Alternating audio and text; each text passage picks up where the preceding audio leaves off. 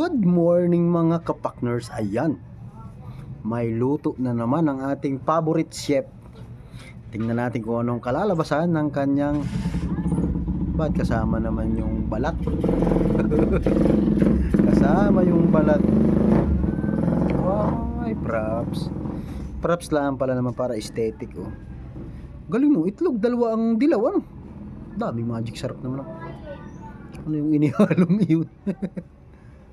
Op, nilagyan ng tubig na mainit. Ano yan? Asukal. Ano gagawin? Hinalo.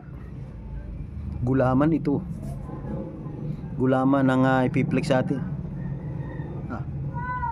Bakit naman pinagayon yung gulaman? Parang pinaiga. Itinaka dun ay.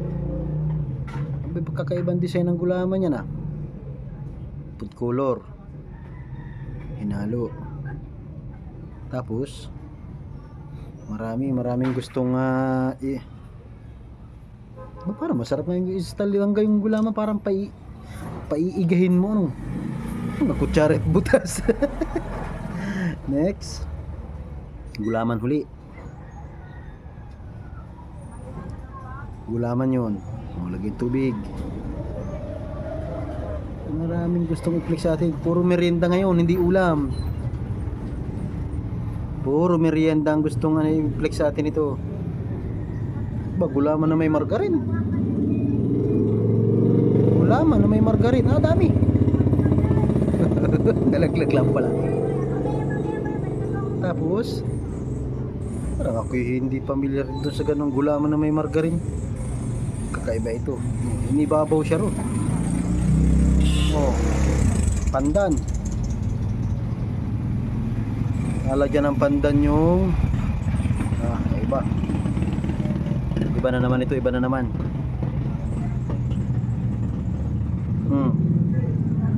Sangkaka. Tapos pandan. Niyadyad yung sangkaka. Lalagyan ng tubig. Maraming gustong palabasin ngayon, pero seryoso siya. Seryoso ang ating magluluto ngayon. Hindi tayo masyadong napagtripan dahil siya ay seryoso. Minsan naman talaga ginagawa siya ng seryosong video, pero wala mas gusto natin yung mga kalukuhan. Okay, luto na yung gelatin na may margarine. Okay, parang cake. Sarap niyan. Parang sarap, parang tamis. Ako'y naghalaway. Parang matamis. Okay na. Luto na mga kapakners. Nilagyan pa ng pampatamis na gayon ay santan. Sobra na yung masarap.